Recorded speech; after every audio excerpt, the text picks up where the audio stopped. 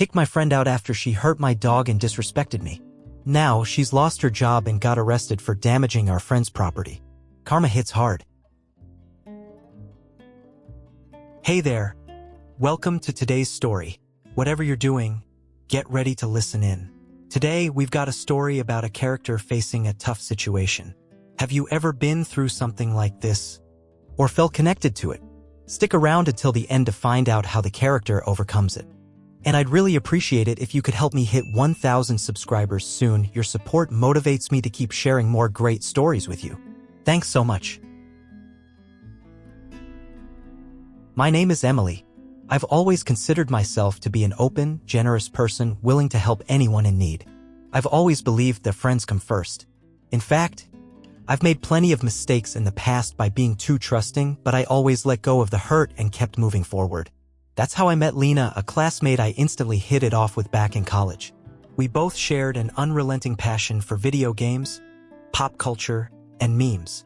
Over the years, our bond only grew stronger, and we'd spend late nights sharing laughs, exchanging stories, and supporting each other during some of life's toughest moments.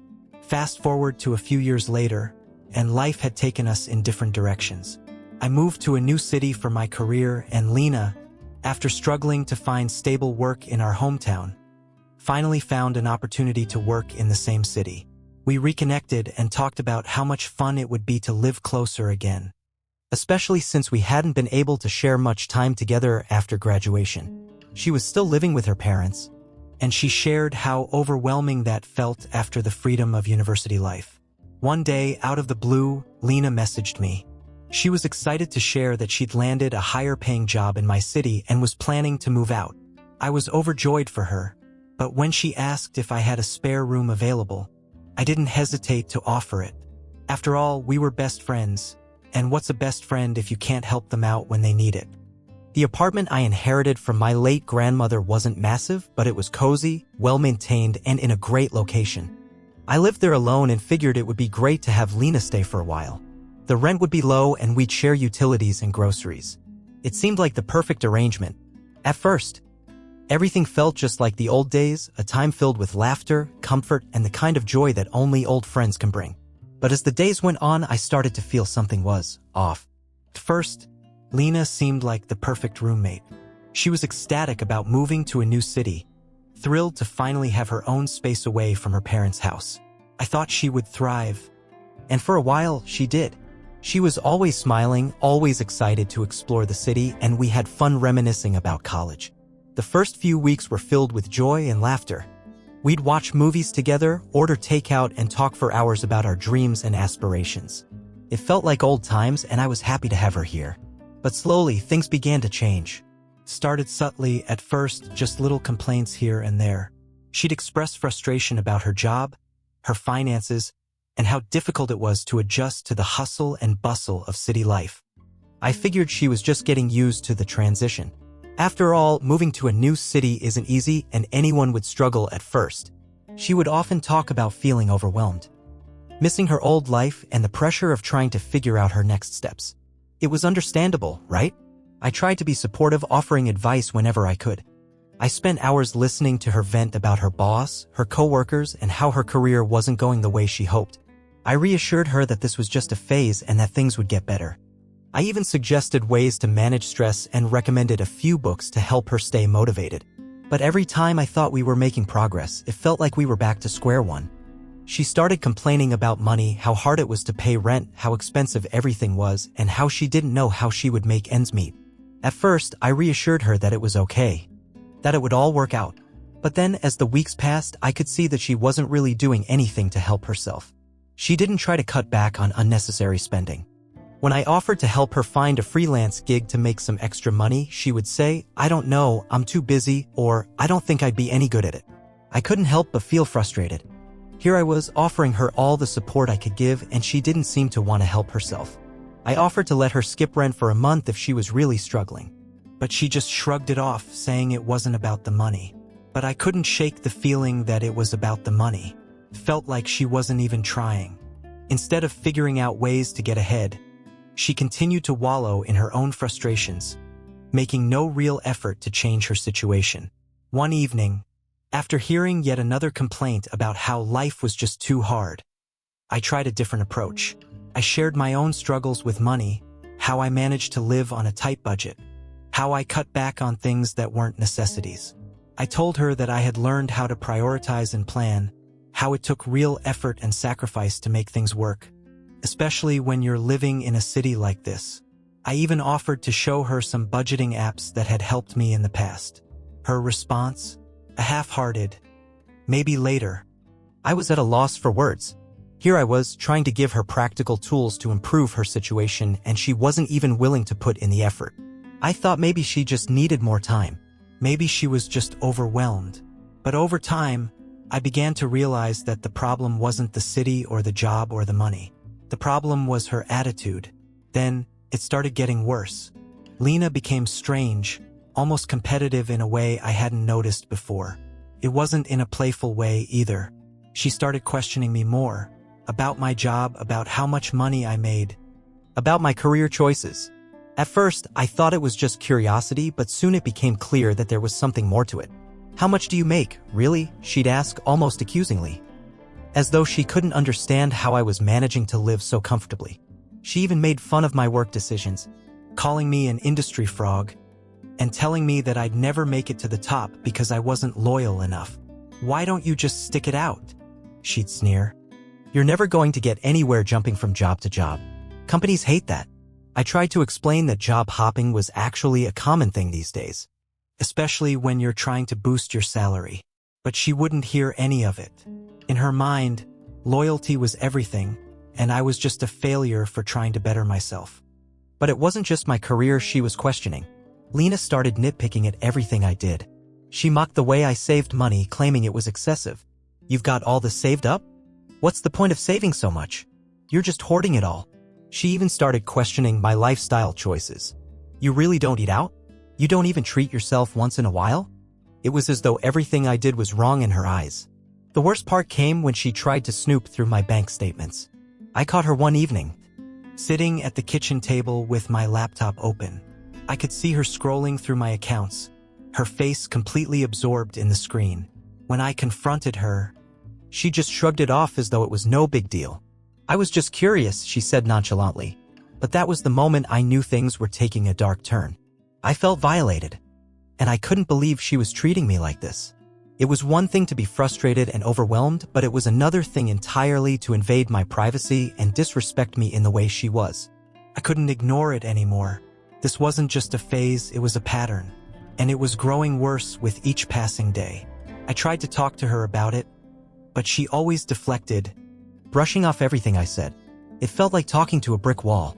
She wouldn't listen, and even when I pointed out the things she was doing wrong, she would turn it around on me, blaming me for not understanding her. She always had an excuse for why things couldn't work out, why she couldn't change. At this point, I realized that I was stuck in a toxic situation. I had bent over backward to be there for her, but she wasn't willing to meet me halfway. She wasn't even trying to help herself. And as much as it pained me, I had to face the reality that this wasn't the kind of friend I needed in my life. Knock knock. Now you're about to watch the best part of the story. But before that, make sure to subscribe to my channel so we can keep going together. The day it all changed is still burned into my memory. I was supposed to be working late, but I got off early and decided to head home to get some rest. I had no idea that what awaited me would completely shatter the illusion of normalcy that had been hanging by a thread for weeks. When I walked in the front door, the first thing I heard was the sound of my dog, Max, barking, not in his usual playful way, but with a sharp, distressed bark as though he was in pain. My heart skipped a beat. I froze at the door, unsure of what I was walking into. And then I saw it. There she was, Lena, standing in the middle of the living room, her foot raised high, and in that horrifying moment, she landed a kick squarely on Max's abdomen. Couldn't believe my eyes. Felt like the room was spinning. At first, I thought maybe I'd misjudged the situation. Maybe she was just playfully nudging him, or maybe it was an accident. But then I saw Max's face, his eyes wide in confusion and pain, his little body scrambling away from the force of the kick. No, there was no mistake. There was no misunderstanding. My heart dropped to my stomach, and for a split second, everything around me seemed to blur. I couldn't breathe. It was as though the world had stopped for just that moment. Everything felt heavy, suffocating. My best friend, my roommate, someone I had trusted for so long, had just done the unthinkable. She had hurt my dog and I couldn't comprehend why. Max, bless his heart, hadn't done anything wrong.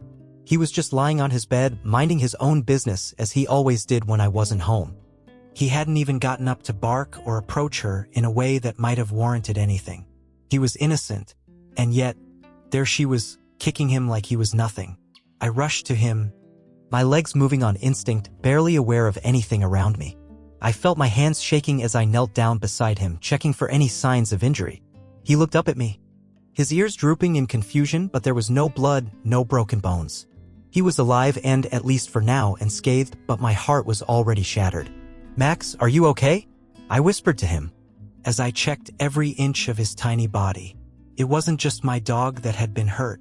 It was the trust, the feeling of safety in my own home, and the bond one had shared with Lena. Everything was shattered in that instant. I didn't even look at her right away. I just sat there with Max, trying to calm him down, trying to convince myself that I wasn't seeing things. I kept muttering, "It's okay, buddy, it's okay." But deep down, I knew nothing was okay. Not anymore. When I finally turned to face Lena, the anger inside me exploded. I tried to keep my voice steady, but it was like all the frustration, all the confusion, and all the disbelief I had been feeling for the past few months came flooding to the surface. I demanded answers. Why? Why did you do that? My voice cracked and the tears that had been threatening to come finally spilled over. He didn't do anything wrong. He was just lying there. Why did you kick him? Lena didn't even flinch. She didn't seem shocked, and she certainly didn't seem remorseful. She didn't even apologize. Instead, she shrugged, as though she hadn't just committed an unforgivable act. "It's just a dog, Emily," she said, her voice nonchalant as though it didn't matter at all. "I didn't mean to hurt him. You're overreacting. It's not like I killed him." I stood there stunned. I could feel my anger rising, boiling over like a pot left too long on the stove. She didn't get it. She didn't understand the gravity of what she had done. She had just dismissed it as something trivial, something insignificant. But Max wasn't just a dog to me. He was family. And yet here was Lena, my so-called best friend, treating him like he was nothing. The words I wanted to say were stuck in my throat. I couldn't even process what I was hearing. I had done everything for her. I had supported her, been there for her, and let her into my home. I had even sacrificed my own comfort at times, trying to be a good friend. But this was too much. In that moment, I knew I couldn't continue living like this. I couldn't keep pretending that everything was fine when clearly it wasn't. I couldn't keep making excuses for her behavior. I couldn't keep allowing myself to be manipulated, gaslight, and disrespected. The decision was made. It wasn't a decision I took lightly, but it was a decision that I had to make. I looked at her one last time, and the weight of what I was about to say hit me hard. "You need to leave," I said, my voice steady now, though my heart was racing. "You have a week to find a new place. This can't go on anymore." Lena's face dropped. For the first time, I saw something other than indifference. Maybe it was guilt. Maybe it was shock. She opened her mouth to protest, but I cut her off. "No, I've given you too many chances. I've been patient, but this is too far. I can't live with someone who would do that to my dog. I can't live with someone who doesn't even care." I felt like I had just ripped off a Band-Aid, exposing a wound I had been avoiding for far too long. I had spent months trying to justify her behavior, trying to rationalize the things she'd done. But this was the line. It was a line I couldn't cross, and it was a line I knew I would never be able to forgive. Lena didn't say anything else. She just stood there, looking at me, then at Max, who was still curled up on his bed, looking confused and scared. And for the first time, I didn't care if she was hurt. I didn't care if she felt betrayed. I was done. When Lena left, I thought I'd feel relief, like a weight had been lifted from my shoulders. I had made the decision to protect myself, to finally stand up for my dog and for the peace I deserved. I was exhausted, emotionally drained, and I thought that finally cutting ties would allow me to heal. But the fallout, the consequences of my choice, hit me harder than I ever expected. As soon as she left, I tried to focus on getting back to some sense of normalcy. I told myself that getting rid of her would bring the calm I had been desperately searching for. But it was only the beginning of a much more complicated ordeal. Lena wasn't gone for long before she took to social media. The thing about social media is that it makes everything so much louder, so much more public. I didn't expect it, but it quickly became clear that she wasn't going to just walk away quietly. No, she had to turn the situation into her own narrative, and of course, in her version, I was the villain. She posted a long, emotional message, painting me as the heartless person who had kicked her out for no reason at all. She made it sound like I had unjustly betrayed her, and she did everything in her power to garner sympathy for herself. She carefully crafted the post to leave out all the things she had done wrong. All the times she had disrespected me, mistreated my dog, and used me as a doormat. She omitted the part where she had invaded my privacy, made condescending comments about my career, and even tried to turn my own friends against me. Instead, she made it seem like I had simply snapped for no reason. I felt my heart sink as I read through her post. I couldn't believe she had the audacity to turn the situation into her own twisted version of reality. I knew she was angry, I knew she was hurt, but what hurt more was the fact that she had no remorse. Instead, she was manipulating the narrative to make me look like the bad guy. She had used our friendship, and now she was trying to use the internet to destroy my reputation. And then the messages started. It was like a floodgate had opened. My phone buzzed constantly with messages from people, some I hadn't spoken to in years, offering opinions on what had happened. Some friends, people I had known since college, sided with her. They called me selfish, cold-hearted, and unforgiving. They accused me of being cruel, of throwing her out without a second thought. One person even said that I should have been more understanding of what she was going through. But the most painful part was the ones who hadn't bothered to ask for my side of the story. They just believed her version without a second thought, without ever checking in on me or hearing my side. I knew these weren't the people who mattered. The ones who truly understood me, who had been there through thick and thin, would never think that about me. But it still stung. It hurt to know that some of my friends had already chosen sides, without ever truly understanding the full picture. There were others, too, who sent me private messages telling me how sorry they were for what Lena had done to me. They saw through the act, and they knew that I had done the right thing. But still, the sting of being misunderstood by so many weighed on me. It felt like I was trapped in this whirlwind of opinions. And no matter how I tried to step out of it, I kept being pulled back in. Social media, in a way, made it worse. I hadn't expected the public aspect of this to hit so hard. It wasn't just about Lena and me anymore. It was about everyone watching, judging, and commenting. It wasn't even about our private friendship anymore. It was about the world having access to our personal pain, our ugly breakup. I hadn't realized how much emotional labor it would take to just process all of this. And yet, despite everything, I didn't defend myself publicly. I didn't engage. I didn't feel the need to explain myself to anyone who wasn't willing to listen. I'd been through too much with Lena to keep explaining myself to people who didn't understand. The people who mattered, the ones who truly knew me, understood. They knew who I was. And they knew the kind of friend I had been to Lena. That was enough for me. Months passed. I tried to move on as best I could. The initial shock faded, and with time I found a bit of peace.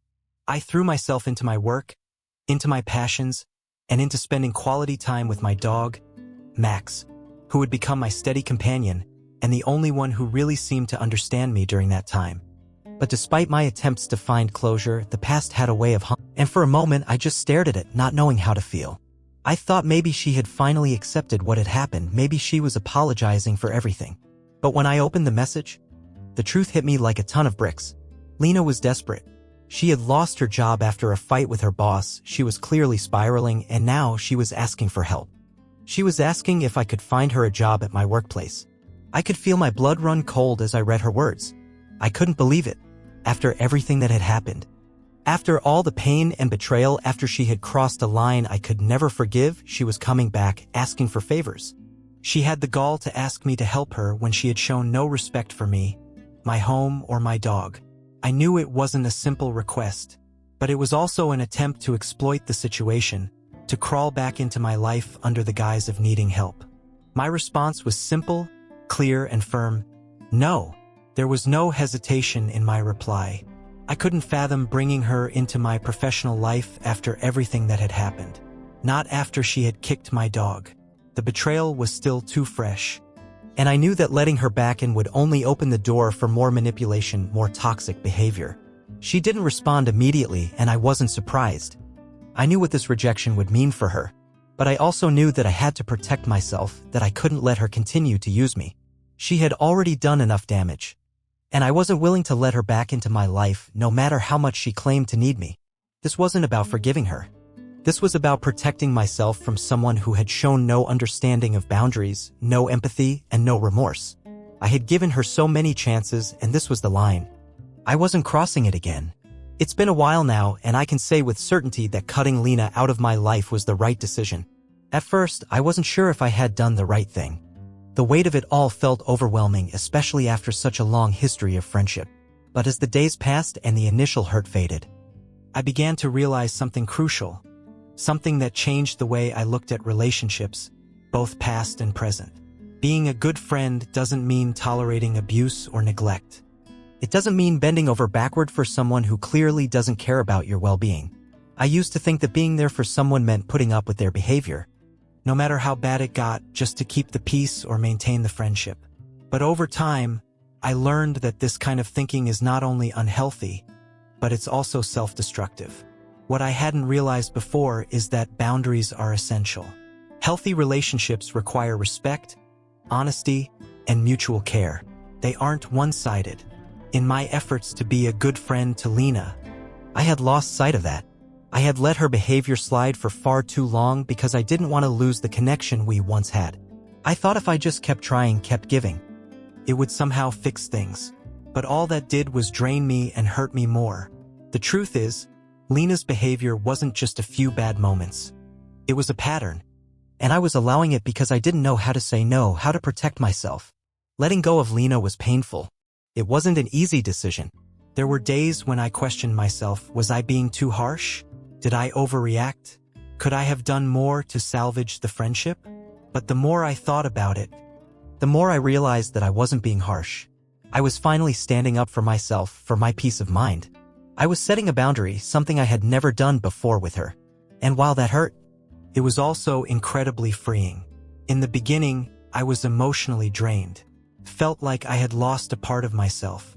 Lena had been a constant in my life for so long, and cutting ties with her left a void I wasn't sure how to fill. I spent so much time focusing on her problems, on trying to help her, that I had neglected my own well-being. It wasn't just the betrayal that hurt, it was the fact that I had allowed myself to be manipulated for so long and I hadn't even realized it until it was too late.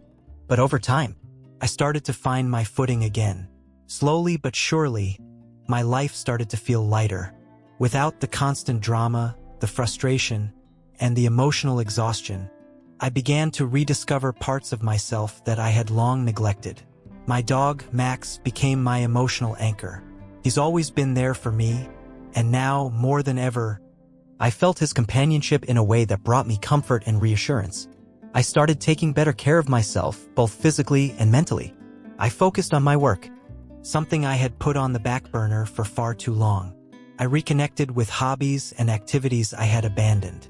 I spent time with the people who truly mattered, the ones who had been by my side, who knew me for who I truly am.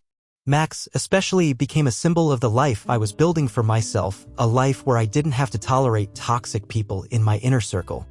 He showed me what loyalty, unconditional love, and boundaries looked like. Max never judged me, he simply loved me. And that simple, unwavering love reminded me of the peace I had been craving all along. As time passed, I realized that protecting yourself sometimes means letting go of people who bring nothing but negativity into your life, no matter how much history you have with them. That was a hard pill to swallow, but it was a truth I couldn't ignore. And while there were moments of doubt, of wondering if I had made the right choice, those moments grew fewer as I became more comfortable with my decision. Letting go of Lena didn't just mean cutting her out of my life. It meant I was finally choosing myself. I wasn't allowing anyone to walk all over me anymore, no matter how much I once cared for them. I wasn't willing to sacrifice my peace for the sake of someone who wasn't capable of respecting me, my space, or my values. I knew that if I didn't prioritize myself, if I didn't set firm boundaries, then I would continue to repeat the same toxic patterns. I've learned that sometimes the hardest decisions are the ones that lead to the most growth. Letting go of someone, even when you've shared so much history together, is painful, but it's also an act of self-love. I didn't owe Lena anything anymore. What I owed myself was the ability to move forward, to heal, and to grow. I owed myself the opportunity to build relationships that were built on respect, trust, and mutual care. So, if you're reading this and struggling with a toxic friend or relationship, know that it's okay to walk away. It's okay to prioritize your mental health, your boundaries, and your happiness. It's okay to say no to people who drain your energy and disrespect you, even if it hurts. Sometimes, the best thing you can do for yourself is to let go. Even when you've invested so much time, so much energy, and so many emotions into that person. The truth is, you deserve better. Moving on isn't easy, but it's essential. And over time, you'll start to see that the space you've made by letting go will be filled with peace, clarity, and the kind of people who will bring light into your life, not darkness. That's something worth fighting for. Alright, what do you think? I'd love to hear your thoughts, feelings, or any feedback you have. Drop a comment below. And don't forget to like and subscribe so you can be the first to hear the next story coming your way. Thanks so much for sticking around and listening to the whole story. I truly appreciate it.